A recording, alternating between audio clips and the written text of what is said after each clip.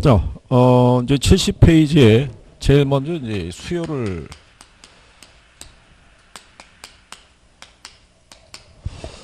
수요 보시면은 그 경제 주체인 이제 소비자가 일정 기간 동안에 모든 가격 수준에 대응해서 재화 서비스를 구매하고자 하는 욕구를 말하고요.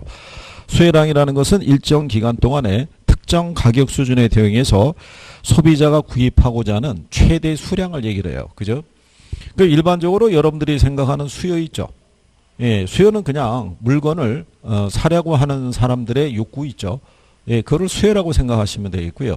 수요량이라는 것은 그 물건을 사려고 하는 사람들이 구입할 수 있는 최대 수량 있죠. 그걸 수요량이라고 생각하시면 돼요. 그래서 옆 페이지에 가면은 수요표 하나 나와 있죠. 특정한 상품의 시장 가격은 이렇게 수시로 변할 수 있죠. 시장에서 주어지는 여러 가지 모든 가격이 있죠.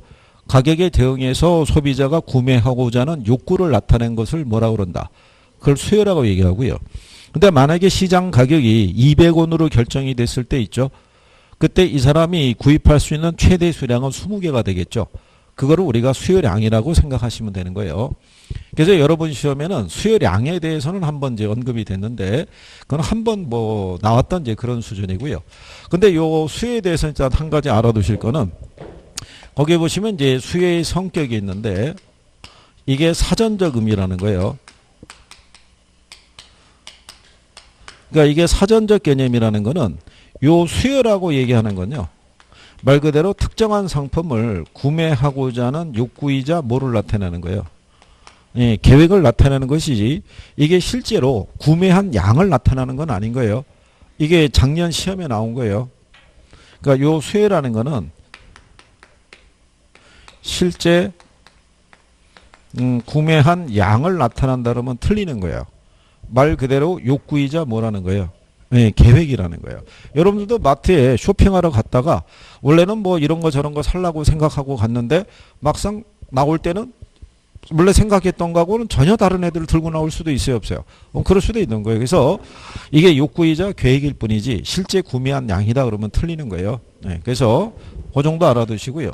그 다음에 여기서 얘기하는 수요는요. 별다른 언급이 없으면 이걸 나타내는 거예요. 유효 수요를. 그러니까 여기 수요라고 해놨잖아요. 앞에 유효라는 표현이 수식되어 있다고 보시면 돼요. 그러면 여기서의 유효 수요라는 것은요. 여기 이제 상품을 구입하고자 하는 욕구를 나타낼 때 이거는 모든 상품에 대한 욕구가 아니고 특정한 상품을 구매하고자 하는 뭐 욕구 있죠. 근데 욕구만 있다고 우리가 수요라고 하진 않고요. 뭐가 뒷받침이 돼야 돼요. 그렇죠? 이 구매력을 수반하는 것을 우리가 이제 수요라고 얘기를 해요. 이 구매력의 또 다른 표현을 지불 능력이라고도 얘기를 해요. 그런데 이거는 이제 일부 교재에서 보면 가처분 소득 뭐 이렇게 얘기하는 경우도 있는데 한국 내에서는 이제 가처분 소득을 처분 가능 소득 이렇게 바꿔서도 써요. 그게 가처분 소득이라는 건 뭐냐면 여러분들이 벌어들인 소득 있죠. 소득에서 세금하고 또 이자 있죠. 그런 걸 공제하고 남는 것 있죠. 그걸 우리가 가처분 소득 또는 처분 가능 소득이라고 그래요. 그게 수요자의 뭐를 표시해 준다. 구매력을 나타낸다고 생각하시면 돼요. 그죠? 여러분들도 이제 한 달에 이제 수익이 들어오게 되면 거기서 일단 뺄 거 빼죠. 나갈 거 뭐 보험료 나가고 뭐 나가고 이자 나가고 다 빼고 나머지 가지고 우리가 이제 사용을 한다는 얘기죠. 그죠? 그래서 근데 이제 부동산은 가격이 비싸기 때문에 요 구매력에 뭐도 포함시킬 수 있냐면 저축 있죠. 구입할 때. 그 다음에 금융대출금 있죠. 이것도 이제 구매력에 크게 영향을 준다고 얘기를 해요. 그래서 만약에 정부가 대출 규제를 강화시키게 되면은 소비자의 여기에 영향을 주는 거죠. 그죠? 그러면 구매력이 달라지게 되면 수요가 변하겠죠.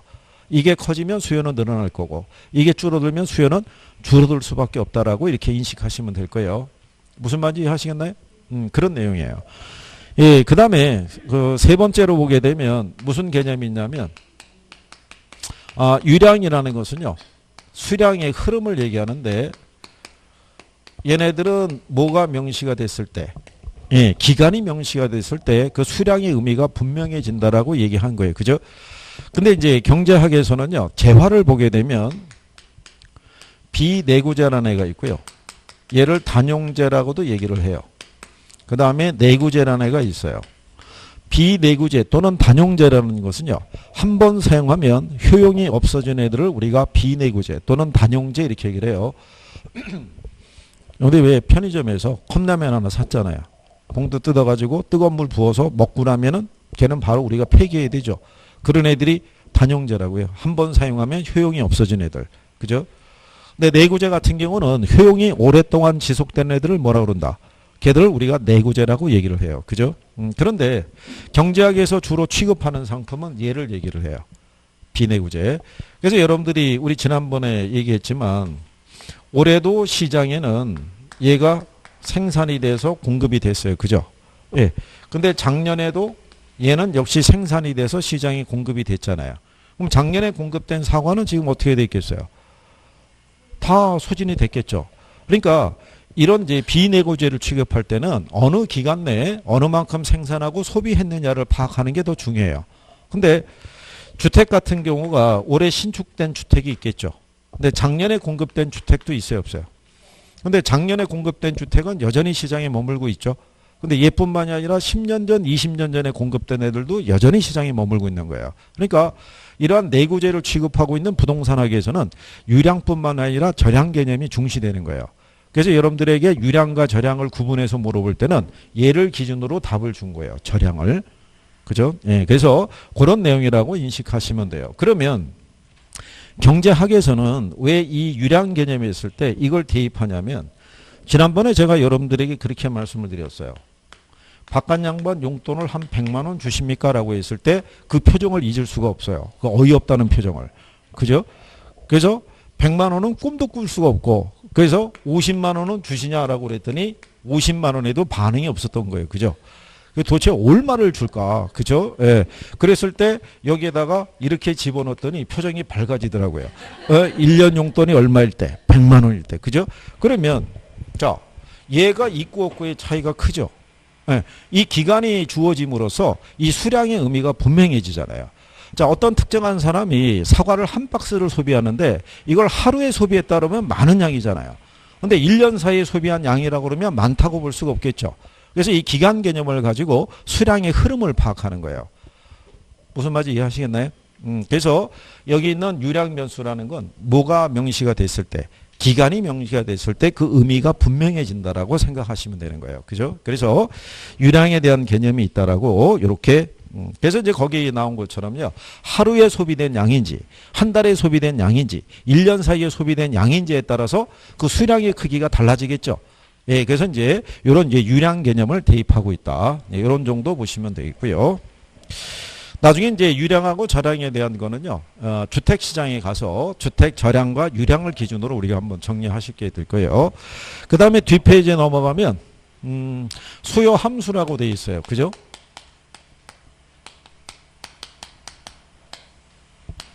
예, 밖에서 공사에서 소음이 막 들어오고 있죠. 저게 부정적인 측면도 있고 긍정적인 측면도 있는 거예요. 저 소음 때문에 일단 졸지를 못하는 거예요. 시끄러워가지고. 일단은 여기밖에 뭐 볼 게 없잖아요. 그죠? 졸만하면 들려오고 졸만하면 들려오고 그러니까 그럴 때 정리해서 가는 거예요. 자, 여기 수요 함수를 배우실 때 여기 수요량이라고 있어요. 자, 그럼 예를 들어서 얘가 만약에 아파트 수요량이라고 가정하자고요. 그죠? 예. 아파트 수요량은 변할 수 있어요, 없어요? 변할 수 있는 거예요. 그래서 얘를 우리가 변수라고 그래요. 근데 얘 혼자 변하지는 않겠죠. 그렇잖아요? 그럼 얘를 변화시키는 변수들이 있을 수 있어요, 없어요?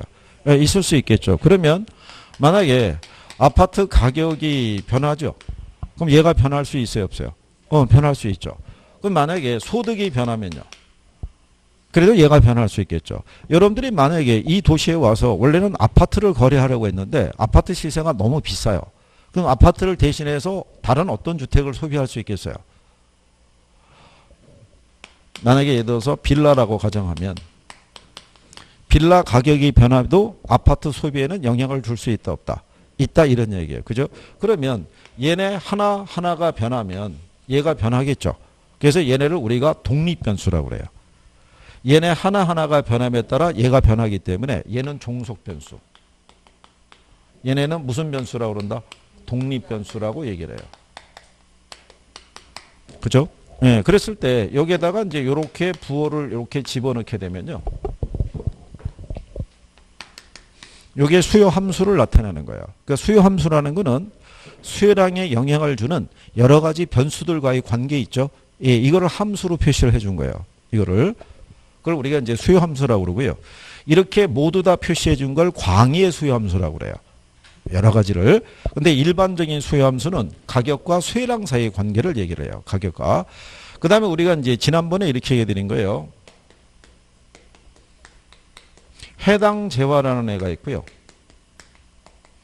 관련 재화라는 애가 있다라고 얘기했어요. 그죠? 해당 재화는 뭐를 해당 재화라고 그랬어요? 해당 재화.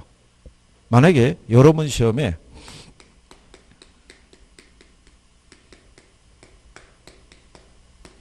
아파트 매매 시장에 뭐 수요의 변화와 수요량의 변화를 물어본 것이다. 뭐 이렇게 쭉 나와요. 그죠?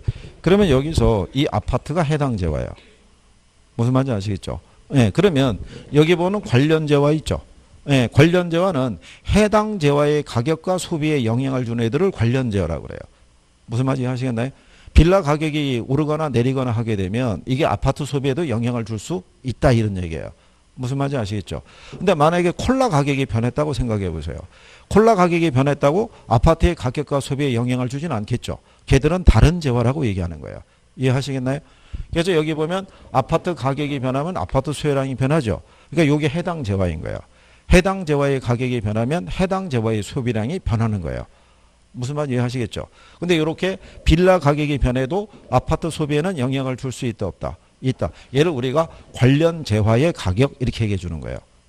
이해하시겠어요? 용어상에서. 네. 자, 그래서 이제 그렇게 구별하시면 되겠고, 그 다음에 두 번째로는 자, 여기 아파트 수요량이 있어요. 그리고 아파트 가격이 있어요. 그 다음에 소득이 있어요. 자, 그러면 가격이 변해도 수요량 변하죠. 소득이 변해도 수요량은 변하죠. 근데 변수가 지금 3개잖아요. 예, 3개 변수가 주어져 있을 때 우리가 그리는 그래프는 2차원만 표시할 수 있어요. 즉 2개의 공간만 표시할 수 있다는 거예요. 그죠? 그러면 3개를 표현하지 않고 2개만 표시하려면 어떻게 하면 되느냐? 이 문제를 해결하기 위해서 경제학자들이 만들어낸 게 가정이에요. 그러니까 얘가 변한다라고 가정할 때 다른 애들은 어떻다는 거예요? 예, 일정하다고 가정한 거예요. 그러면 얘는 변화가 없고 오로지 뭐가? 가격이 변할 때 뭐가? 수요량이 변한다는 가정을 성립을 시키는 거예요. 그래서 경제학자들은 여기를 가격으로 쓰기로 정한 거예요. 여기를. 그리고 여기를 뭐로 쓰기로? 예, 양을 쓰기로 이렇게 정해준 거예요. 그러니까 이거는 제가 정한 게 아니라 경제학자들이 약속을 그렇게 정한 거예요. 그래서 그래프를 보시면은 여기는 가격이, 여기는 양이 명시가 되어 있다라고 이렇게 생각하시면 돼요. 이해하시겠나요? 그런 내용이에요. 자, 그랬을 때, 그래서 이제 이게 광의 수요 함수라고 그러면요. 일반적으로 우리가 수요 함수 얘기하는 거는 요 가격과 수요량 사이의 관계를 얘기를 해요. 요걸 협의의 수요 함수라고 그러고요. 일반적인 이제 요 수요 함수는 요 수요량과 가격과의 관계를 주로 얘기하는 거예요. 이렇게. 그걸 우리가 일반적인 수요 함수는 가격과 무슨 관계? 수요량 사이의 관계를 나타낸다라고 생각하시면 돼요. 그죠?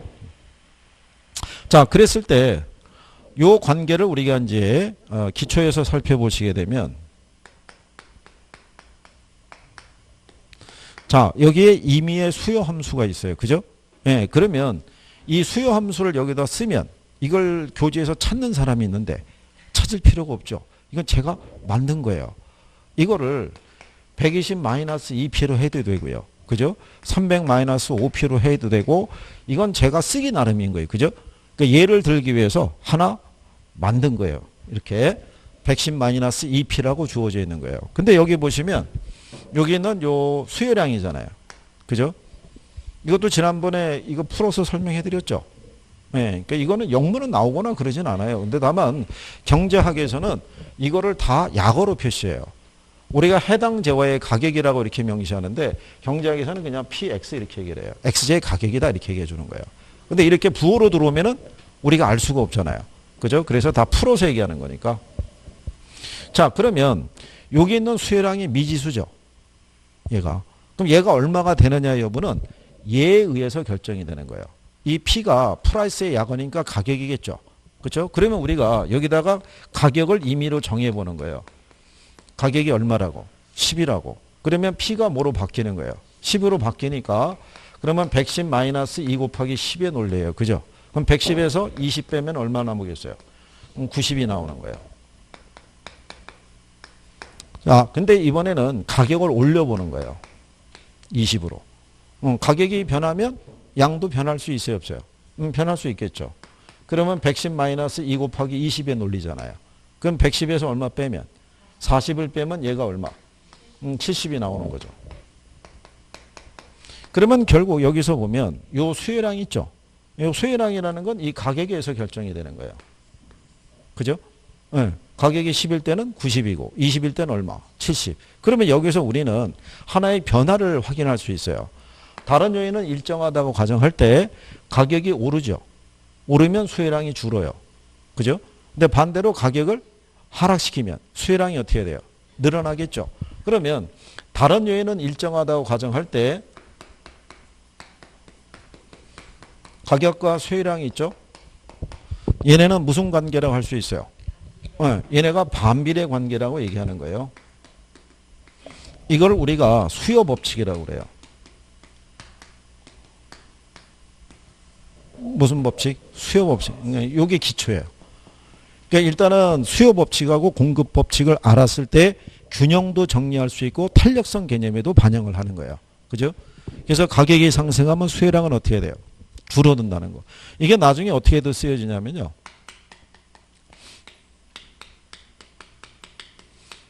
탄력성에 가게 되면요. 수혜 가격 탄력성이 있어요. 얘가 보면은 가격의 변화에 대한 수혜량의 변화율의 크기로 측정을 해요. 자, 이렇게 주어져 있을 때 여기 보면은 자, 분수식이잖아요. 그러니까 여기 보면 변수가 3개가 있죠. 3개가 있을 때 2개의 변수 값을 주고 나머지 하나의 값을 구하라고 유도를 해요. 근데 통상은 이 분자의 값을 구하라고 그래요. 분모가 있고 분자가 있으면 분모는 우리가 알고 있는 수고 분자가 미지수니까. 그죠? 그러면 예를 들어서 가격이 10%가 상승한대요. 그죠? 그러면 요 수혜량이 변하겠죠. 변하는데 이 탄력성의 수치만큼 변하는 거예요. 그래서 만약에 얘가 0.5라고 주어지죠. 그럼 분자를 계산하려면 곱해서 올라가면 돼요. 그러면 10 곱하기 0.5하면 얼마겠어요? 5%가 나오는 거예요. 그러면 5%가 늘어나겠어요? 줄어들겠어요?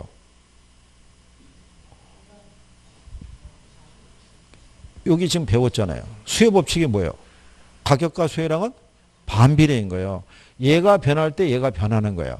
그죠? 근데 얘가 지금 상승했다고 했죠. 그럼 얘는 어떻게 돼요? 줄어든다고요. 그러면 지문에다가 이렇게 준다고요.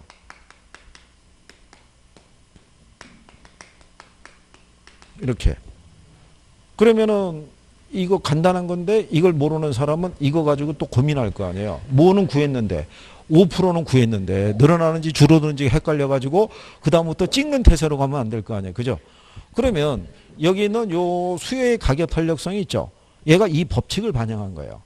수요 법칙을. 그게 수요의 가격 탄력성의 논리라고 생각하시면 돼요. 그러니까 여기서부터 뭐를 알아야 돼요. 그렇죠? 수요 법칙이라는 것을 내가 알고 있어야 뒤로 갔을 때 선생이 얘기하면서 자, 가격이 오르면 수요량이 줄죠? 이러고 넘어갔을 때 그게 무슨 말인지 알고 이해하면서 넘어갈 텐데 이게 또 정리가 안 돼 있으면 뒤에 가서 또 헷갈리는 거예요. 왜 이렇게 되는 거지? 여기서 한 거예요. 그죠? 근데 불행한 거는 이따 1시간 정도 지난 다음에 다시 물어보잖아요. 그러면 또 이상한 대답을 하는 거예요. 그게 아직은 덜 익숙해서 그런 거예요. 그러니까 자꾸 익숙해지면은 괜찮은 거예요. 그죠? 자, 그런 거예요. 그래서 이 법칙을 기초적으로 꼭 알아야 된다는 거예요. 그래서 요 수요 법칙을 우리가 그림으로 나타낸 게 그게 수요 곡선이에요. 그래서 여기가 가격이고 여기가 수요량이라고 그랬을 때요. 여기 이제 가격이 10일 때는 90이고요. 20일 때는 이제 70이라는. 그러면 여기 요 가격하고 여기 있는 수혜량이 있죠. 이거는 이제 여기서 갖고 온 거예요. 그죠? 이것도 얘기 안 해주면 얘는 또 어디서 나왔나라고 이것도 찾는 거예요. 여기서. 교재있는 거하고 그림이 틀리네? 막 이러는 거죠.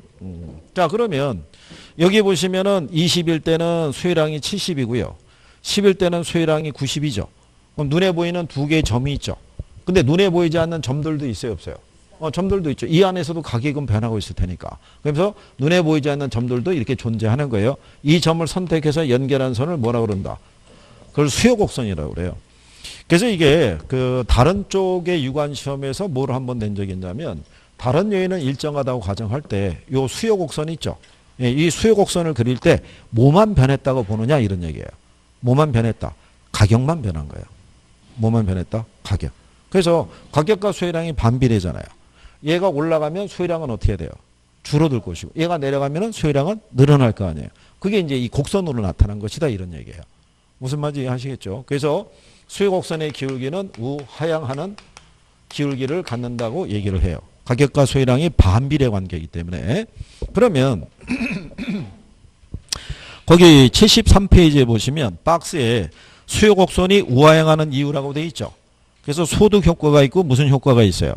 예, 대체 효과가 있을 때 여러분 시험에 나온 거는 이제 대체 효과를 한번 출제한 거예요. 그래서 대체 효과를 보시면은 일반적으로 어느 한 재화의 가격 상승은 상대 가격의 변화로 인해서 소비자로 하여금 상대적으로 값이 싸진 타 재화로 대체하도록 한다라고 해놨죠. 그러니까 상대 가격의 변화를 반영한 게 대체 효과예요. 그러니까 예를 들어서 이렇게 보시면 돼요. 여기 만약에 콜라가 있고 사이다가 있어요. 둘은 효용이 같죠. 같은 탄산음료니까. 그때 얘가 가격이 1,000원이고요. 얘도 가격이 1,000원이래요. 자, 그러면 효용도 같아요. 가격도 같잖아요.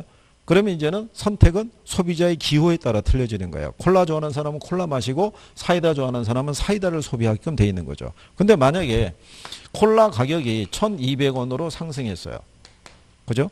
네. 그러면 얘가 가격이 상승했을 때 사이다는 가격이 그대로죠. 그러면 상대적으로 얘가 가격이 어떻게 돼요? 싸진 이런 효과가 나타나잖아요. 그러면 사람들은 콜라의 소비를 어떻게 돼요? 줄이고 상대적으로 가격이 싸진 사이다의 소비를 늘려간다 이런 얘기인 거예요. 무슨 말인지 이해하시겠나요? 그러니까 그것도 아파트 단독주택 이렇게 하면 똑같은 개념이 되겠죠. 그래서 그걸 우리가 무슨 효과라고 그런다? 대체 효과라고 얘기하는 거예요. 그래서 그런 내용 정도로 뭐 인식하시면 되겠고요. 자, 그 다음에 이제 그 밑에 가시면 박스 밑에 수혜량의 변화가 있고 무슨 변화가 있어요? 수혜의 변화. 거기 별표라고 해놨죠. 예, 거긴 별표 하시는 거예요. 작년 시험에도 여기서 답으로 유도한 거예요. 그러니까 이게 수요 공급의 기초에서는 수혜량의 변화하고 무슨 변화? 예, 수혜의 변화를 기본적으로 구별할 수 있으셔야 돼요. 그래서 지난번에도 뭐 해보셨기 때문에 무난하게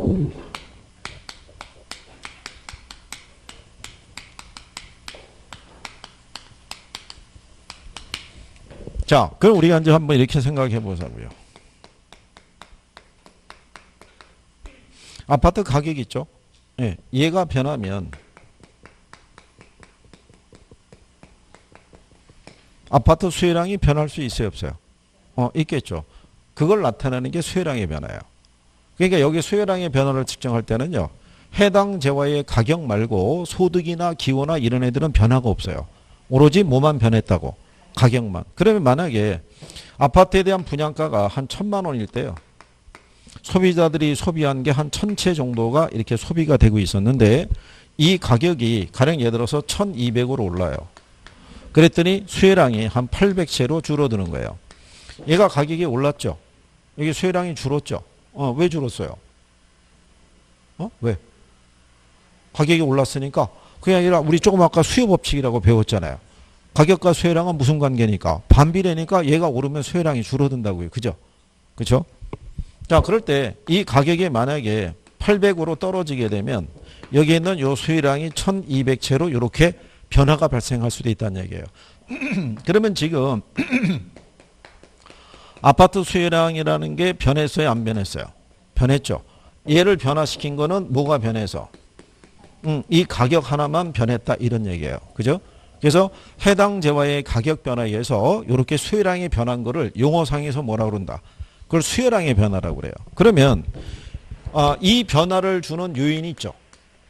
요인은 다른 요인은 일정하다고 가정할 때 뭐만 변했다고 보는 거예요? 예, 해당 재화의 가격이 변한 거예요. 그러면 얘가 변할 때 소득이나 기호나 또는 관련재의 가격은 다 변화가 없는 거예요. 그래서 이게 결과로 어떻게 나타나냐면요.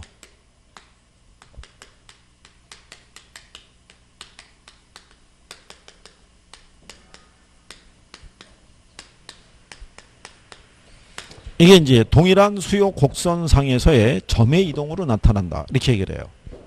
그러니까 이제 이렇게 그림을 그려보면 이렇단 얘기죠. 얘가 1000만 원일 때 이게 1000채를 이렇게 소비하고 있었어요. 자, 그런데 다른 요인은 일정하다고 가정할 때 얘가 1200으로 올랐더니요.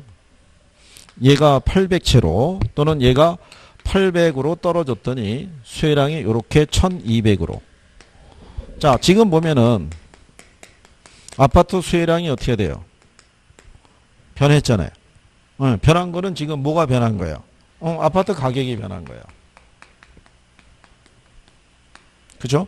네, 그러면은 우리는 요 하나의 선이 있죠. 동일한 선이잖아요. 여기서 원래 균형점이 여기였는데 가격이 오르니까 균형점이 A라는 점으로, 균형점이 이렇게 B라는 점으로 동일한 수요 곡선 안에서 얘가 이동을 하죠. 그걸 우리가 용어상에서 뭐라 그런다? 그걸 수요량의 변화라고 얘기하는 거예요. 이해하시겠어요? 그런데 이거를 표현할 때 보면요. 수요 곡선상에서의 무슨 이동? 점의 이동. 이게 27회 때 한번 나온 거예요. 공급 쪽에서. 예. 근데 요 점은 빼요. 출제자들이. 왜 점은 빼냐면 점을 살려주면은 학생들이 뭐만 확인하려고 그래요.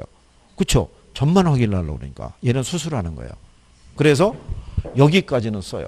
곡선상까지는. 예전에는 이 상도 뺐어요. 예, 상을 빼면 수요 곡선에서 이동하고 수요 곡선의 이동 이렇게 구별을 해야 되니까 그게 너무 이제 가혹하다고 봤겠죠. 그래서 곡선상까지는 표현을 해주는 거예요. 그래서 동일한 어디에서 수요 곡선상에서의 이동이다라고 생각하시면 돼요. 그죠? 그러니까 여기서는 우리가 하나의 선인 거예요. 그죠? 아까 여러분들이 수요 곡선 그릴 때 봤잖아요. 뭐만 변한다고 가정해요? 가격만 변한다고. 하나의 선에서. 그거 얘기하는 거죠.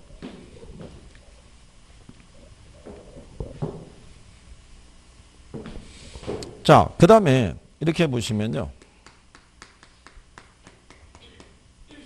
아파트 이 분양가는 그대로 1000만 원일 때요. 아파트 수요량이 1000채에서 얘가 1200채로 또는 이렇게 800채로 지금 여기 보시면은 아파트 수요량이 변했죠.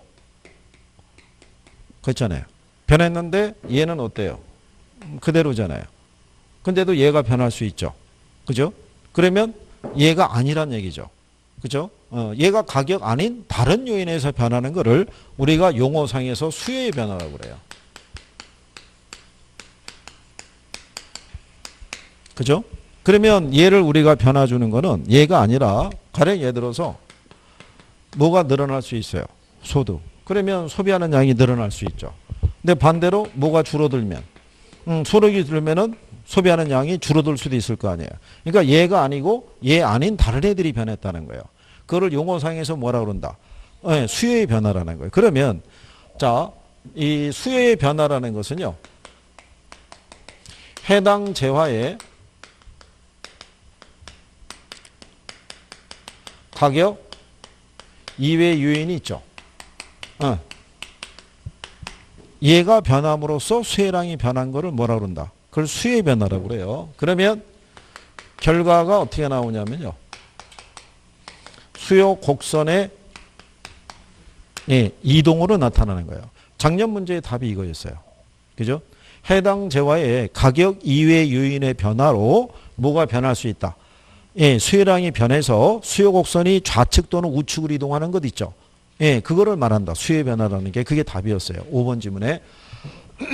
그러면 이런 얘기잖아요. 얘가 1000만 원이고 얘가 1000채일 때 이렇게 수요 곡선이 있어요. 자, 그런데 가격은 그대로인데 이렇게 수요량이 늘어날 수도 있고요. 또는 이렇게 수요량이 이렇게 줄어들 수도 있다는 얘기죠. 그러면 여기 보시면 지금 아파트 수요량이 어떻게 돼요? 변했잖아요. 그렇잖아요. 변했는데 이 변화를 우리는 이 선에서 표시할 수는 없어요. 뭐가 그대로니까. 가격이 그대로니까. 그래서 이 변화를 간접적으로 표시해 주기 위해서 경제학자들이 선을 새로 그린 거예요. 이렇게 그리고 났더니 원래 있던 수요 곡선이 좌우로 이동하는 형태가 나타나죠. 무슨 말인지 아시겠나요? 그걸 우리가 무슨 변화? 수혜의 변화. 그러니까 요거를 가끔씩 물어봐요. 그리고 어떻게도 물어보냐면 수요 곡선의 이동으로도 수요량이 변할 수 있죠. 예, 그걸 우리는 수혜의 변화라고 한다. 수요량의 변화가 한다. 그건 수혜의 변화인 거예요. 그렇게도 시험에서 출제하는 거예요. 그러니까 한번 나왔던 내용을 약간 내용의 표현을 조금 바꿔서 다시 또 활용을 해요. 그러니까 기본적인 용어를 알고 계시면은 구별할 수 있는 거예요. 그죠? 이게 기초 개념이에요. 그러니까 이거는 기본적으로 정리가 되셔야 돼요. 우리 지난번에 이거 얘기했었을 때 여러분 시험에 나왔던 것 중에 하나가 뭐가 있냐면 이렇게 물어봤었죠.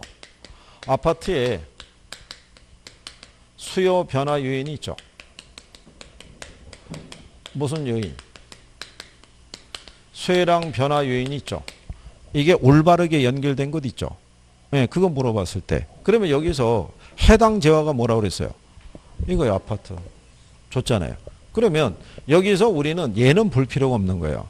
이것만 보면 돼요. 왜? 아파트의 수요량 변화 요인은 뭐 하나밖에 없어요. 그죠? 이것만 찾으면 돼요. 그래서 지문 안에서 그때 1번, 2번, 3번 지문일 때 3번 지문의 아파트 가격은 여기 하나밖에 없었어요. 하나. 그러면 요거를 구별하는 사람은 이걸 찍을 수 있을 거 아니에요. 내용을 보면서. 무슨 말인지 모르는 사람은 찾았을 거 아니에요. 그럼 뭐가 많이 걸리겠어요? 시간 많이 걸리는 거예요. 그러니까 그래서 이렇게 한번 나오고요. 그 다음에 주택도 한번 낸 거예요.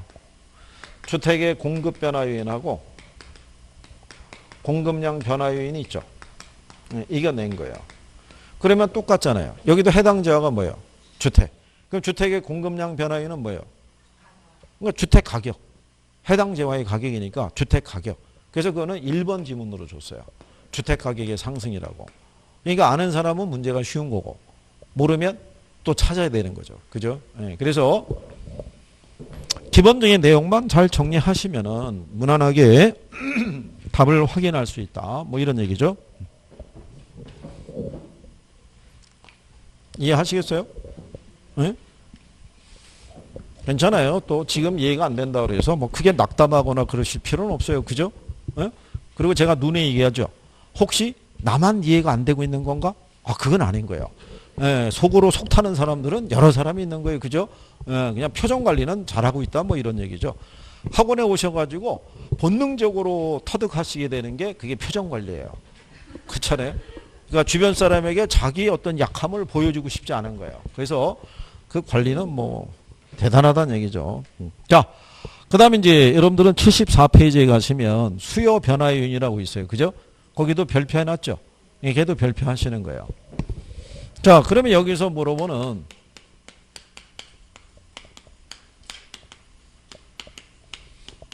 수요 변화 요인이니까 수요량의 변화를 물어보는 건 아니죠. 그러니까 해당 재화의 가격 말고 다른 애들에 대한 이 변수를 얘기해 주는 거예요. 그러면 제일 먼저 이 소득이 변할 수 있어요, 없어요? 네. 자, 소득이 변할 때 가령 예를 들어서 이런 거죠. 소득이 증가할 때 수요가 증가하는 애들을 우리가 정상재라고 얘기하고요.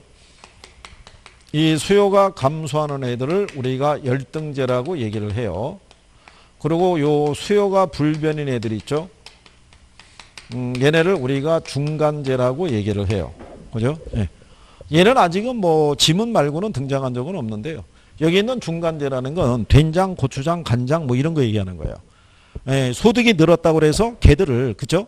간장은 뭐 1리터씩 넣고 우리가 국 끓이거나 하지는 않을 거 아니에요. 그러니까 소득에 관계없이 항상 소비가 일정한 애를 뭐라 그런다? 중간재라고 얘기를 해요. 그러면 정상재가 있고 뭐가 있을 때 이게 저기 일부 교재에 보면 정상재가 뭐 대형 아파트 그 다음에 대형차 그 다음에 열등재가 소형 아파트 뭐 경차 이렇게 명시가 되어 있는데 그거는 얘가 좀 부적절한 거예요. 예. 서초동에 가면은 아크로 땡땡 이런 아파트가 있어요.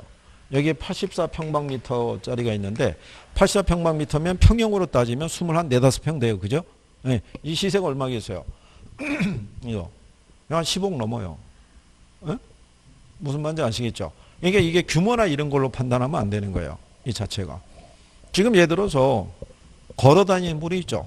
자차가 없어가지고. 그렇잖아요. 그분이 이번에 보너스 타고 그러면 이번에 경차라도 하나 사야지 이렇게 생각하고 있을 수 있어요, 없어요? 그럼 그 양반 입장에서는 그게 정상적인 거예요. 월급이 연봉이 작년보다 올라가지고 그거 조금 아끼고 절약해가지고 뭘 하나 사겠다.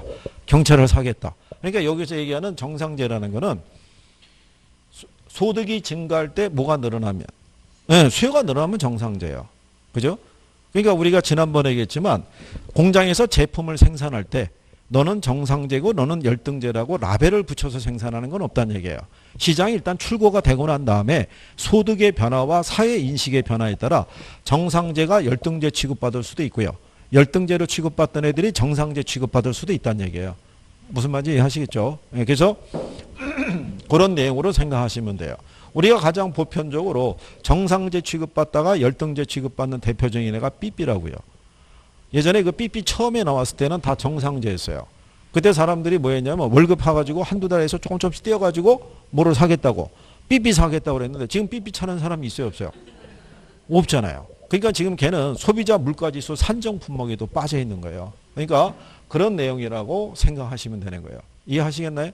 이게 예전에 여러분 시험에 어떻게 한번 나왔냐면 소득이 몇 프로가 10%가 증가하죠. 수혜량이 8%가 늘었다는 거죠. 그죠? 이럴 때 이 재화가 무슨 재화냐 이렇게 물어본 거예요. 그럼 여기서 이 10%하고 8% 있죠? 이거는 그냥 본질을 호도하기 위해서 집어넣어 준 거고 여기서 중요한 포인트는 소득이 뭐 했다는 거예요. 증가할 때 수요가 뭐 했으면 증가했으면 정상적인 거예요. 무슨 말인지 이해하시겠죠? 그런 내용 정도로 인식하시면 돼요. 자, 그 다음에 이 수요 변화 쪽에서는요. 거기 양가로 2번에 보면 관련 재화의 가격 변화라고 있죠. 근데 걔는 또 그 가로 안에 별표가 또 있잖아요. 그러니까 이 안에서의 포인트는 걔를 얘기하는 거예요. 그래서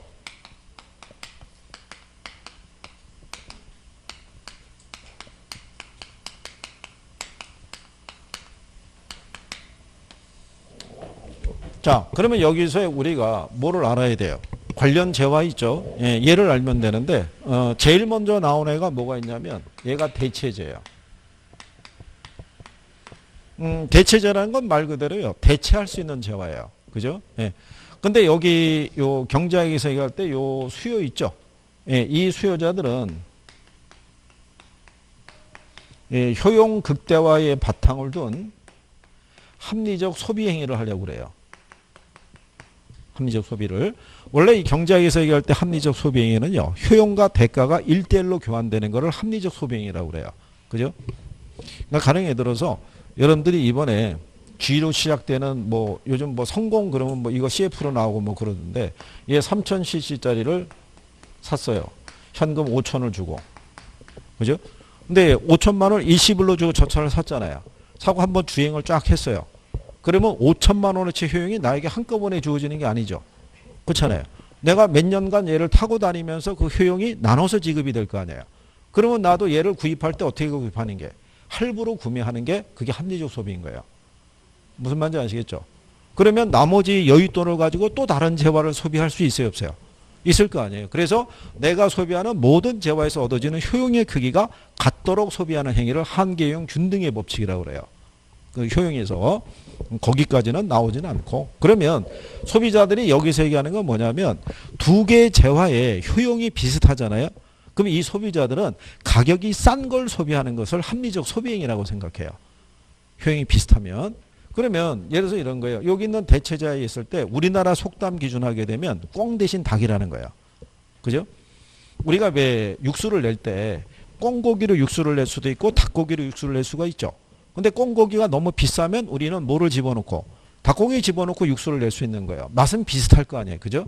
그런 내용인 거예요. 그러면 관련 재화라는 애가 있고요. 해당 재화가 있어요. 그러면 이렇게 등호를 표시하면서요. 이런 식으로 서로의 가격과 소비에 영향을 주는 애들이 있죠. 네, 그런 애들이 이제 관련제와 해당제와 이 관계를 얘기하는 거예요. 그러면 여러분들이 올리고당 아시죠?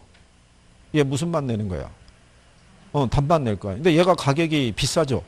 우리는 대신해서 물엿이라든가 아니면 설탕 소비할 수 있어요, 없어요? 있을 거 아니에요. 그러면 얘가 만약에 가격이 상승해요. 그죠? 그러면 올리고당의 수요량은 어떻게 돼요? 줄어들죠. 왜 줄어들겠어요? 수요 법칙이니까. 그쵸? 그거예요. 이제 이렇게 얘기하면서 계속 얘가 가격이 상승하면 선생님 여기다가 자, 얘 수요량이 감소합니다. 이렇게 쓰지는 않고 얘가 가격이 상승하니까 수요량이 줄었겠죠. 이렇게 얘기할 거라고요. 그럼 여러분들이 그렇죠라고 이해를 하면 이거 안 써도 되는 거죠. 그렇잖아요? 안 그러면 계속 써야 되는 거예요. 계속. 그죠? 그러면 얘가 가격이 상승하면 우리는 얘 소비를 줄이는 대신에 물엿에 대한 수요가 어떻게 돼요? 얘 수요가 증가할 수 있는 거는 효용이 서로 어떻게 돼요? 비슷한 거죠. 같은 단맛을 낼 수 있으니까. 그래서 한 재화의 가격이 상승할 때 이렇게 소비가 늘어나는 애를 우리가 대체제라고 그래요. 그죠? 얘가 가격이 상승하면 얘 소비를 줄이는 대신에 상대적으로 가격이 싸진 얘를 더 많이 소비하겠죠. 이해하시겠나요? 네. 그래서 이제 요 대체제 관계. 그러면 여러분들에게 뭐라고 얘기해 주냐면 이런 거죠.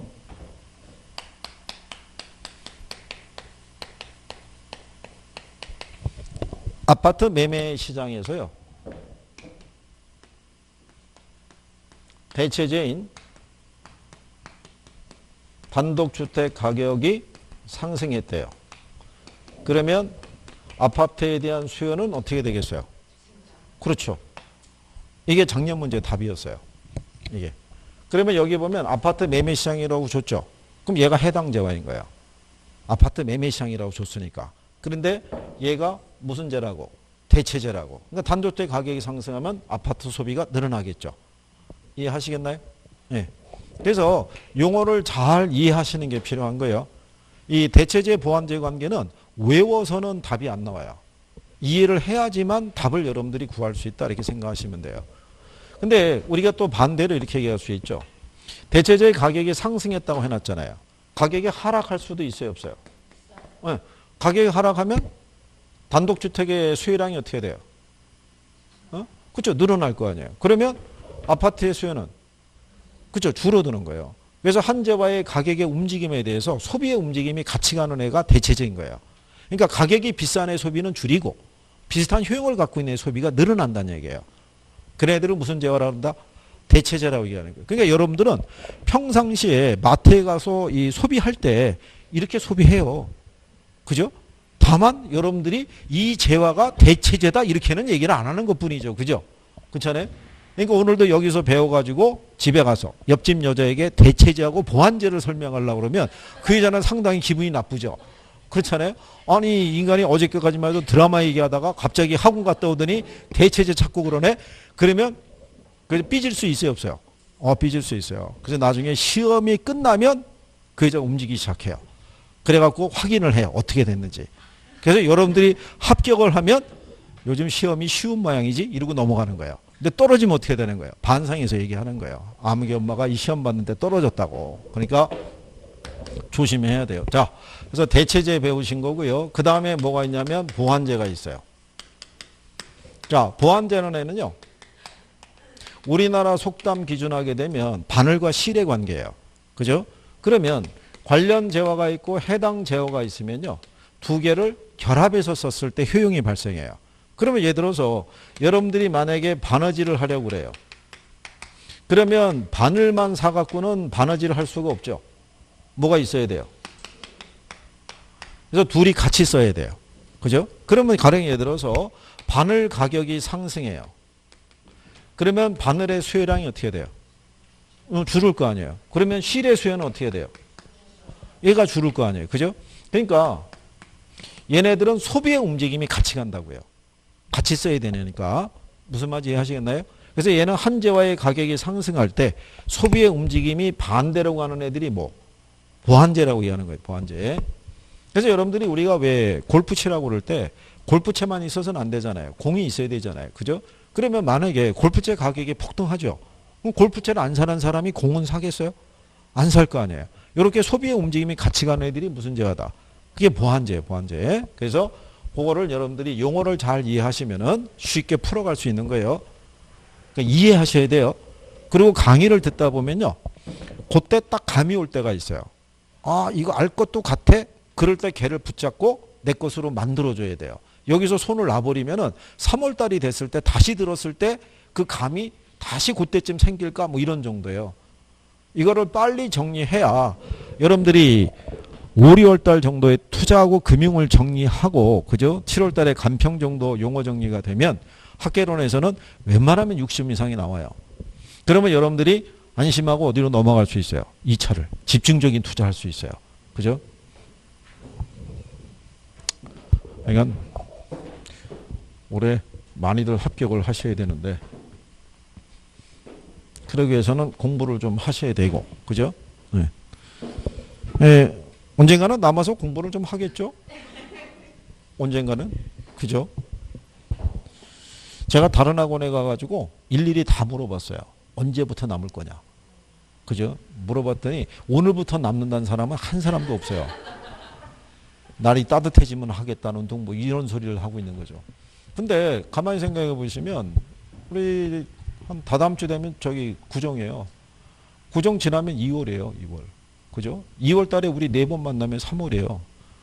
그러면 갑자기 겨울에서 어디로 넘어가는 거예요? 봄으로 넘어가는 거예요. 요즘 봄 가을이 짧은 거 아시죠? 봄 조금 있다 싶으면은 바로 여름이 오는 거예요. 그죠? 네. 그래서 지금 요 팔 길이가 다 짧아지는 거예요. 그렇잖아요. 반팔로 앉아 계시다가 갑자기 팔 길이가 길어지죠? 그럼 시험장 가는 거예요. 금방이에요. 계절의 변화라는 게. 저희는 이거를 뭐 매년 겪고 있잖아요. 그죠?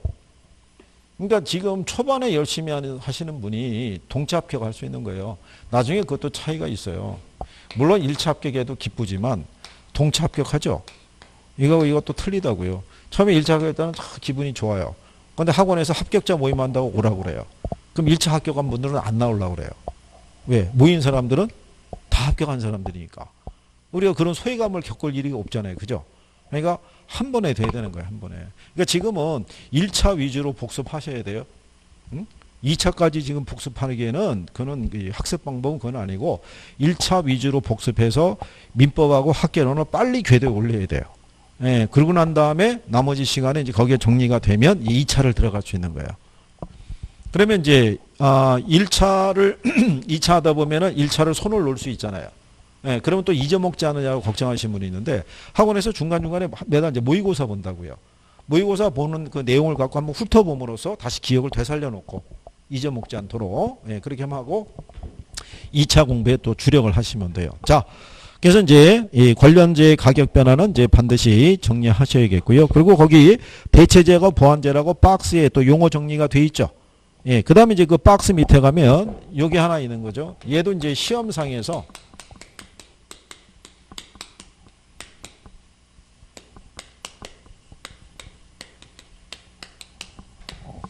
이게 가격 변화에 대한 예상인데요. 여러분 시험에 한번 지문으로 이렇게 나온 적이 있어요.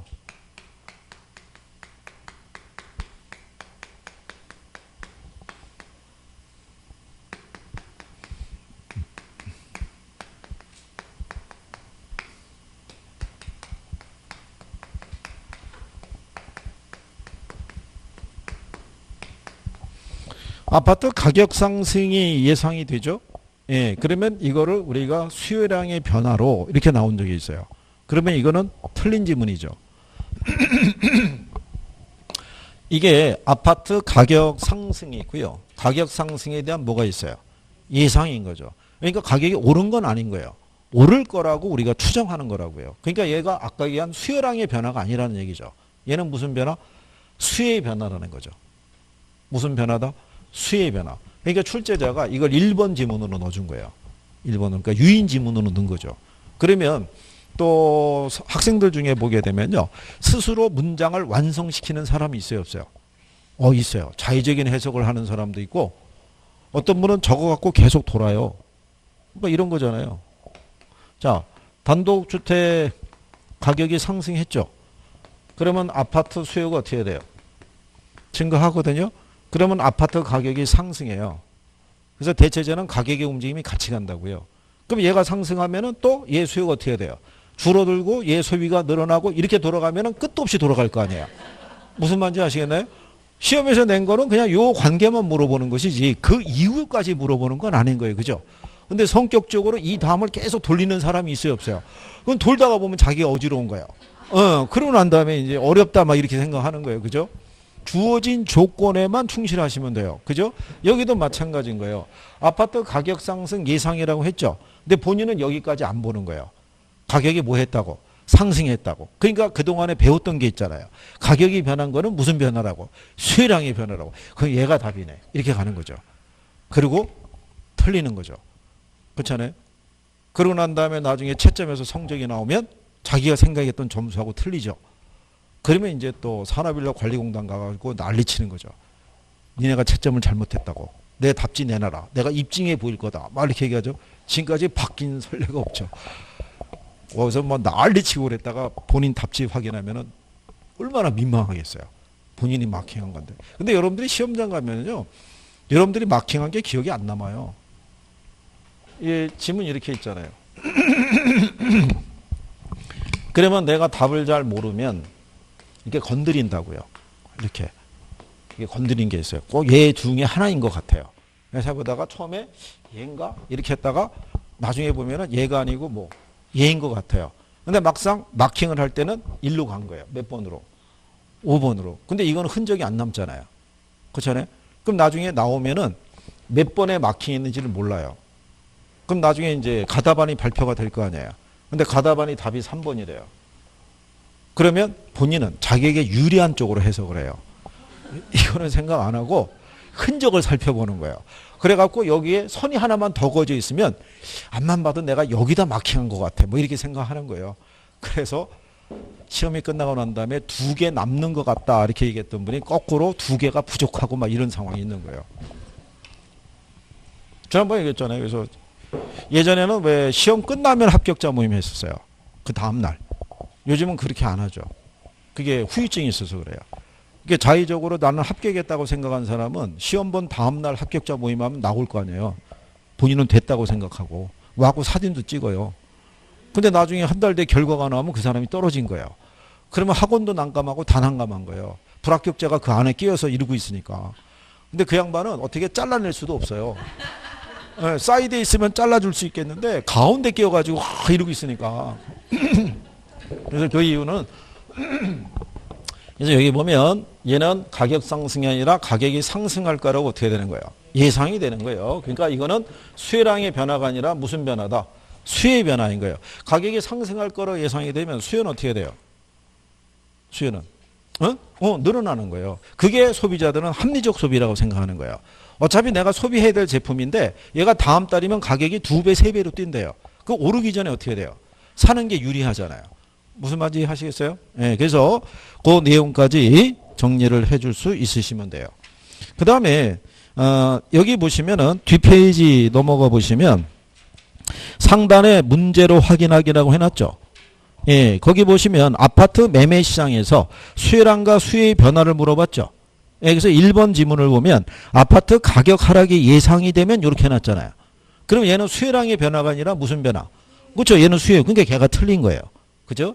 근데 3번 지문을 갔더니 대체제인 단독주택의 가격이 상승하면 아파트의 수요 곡선은 우상향으로 이동하게 된다라고 했죠.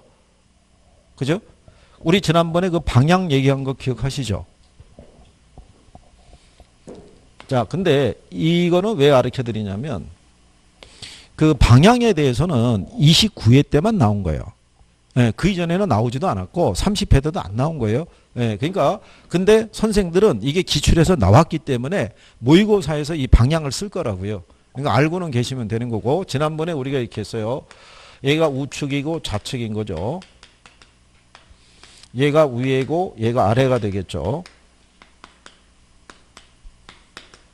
그러면 이렇게 수요 곡선이 있다라고 그랬을 때요. 자, 수요 곡선이 자, 이렇게 이동했죠. 어느 쪽으로? 우측으로. 우측으로 이동하면서 위로 올라갔잖아요.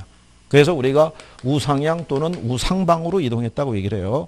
이거는 수요 곡선이 무슨 이동한 것이다? 우측으로 이동한 거예요. 그 표현을 우상향으로 이동했다 이렇게 얘기해 주는 거예요. 이거는 수요가 증가했다는 얘기예요. 수요가. 그 다음에 수요 곡선이 이쪽으로 갈 수도 있죠. 예, 그러면 얘는 왼쪽으로 가면서 밑으로 내려갔죠. 그래서 우리가 좌하향 또는 좌하방으로 이동했다는 거예요. 이거는 수요 곡선이 좌측 이동한 거예요. 이거는 수요가 감소한 걸 얘기하는 거예요. 그렇죠? 그러니까 오른쪽으로 가면 수요가 늘어난 거고 왼쪽으로 가면 수요가 어떻게 돼요? 감소한 거예요. 그죠? 다만 곡선의 기울기를 보면은 얘는 위로 올라갔잖아요. 그래서 우상향으로. 그러니까 거기 3번 지문에도 자, 대체재인 단독주택의 가격이 상승하면 아파트의 수요 곡선은 우상향으로 이동한다고 해놨죠. 예, 그게 이제 우측으로 이동했다는 얘기예요. 그러니까 수요가 증가했다 이런 얘기죠. 그러니까 맞는 표현이겠죠. 그래서 걔를 답으로 유도한 거예요. 그렇게. 이해하시겠어요? 3번 지문에. 그래서 그런 내용까지 정리해 보신 거예요. 자, 그래서 여기까지 우리가 이제 해봤고요. 잠깐 쉬었다가 그 이어서 정리해 보죠.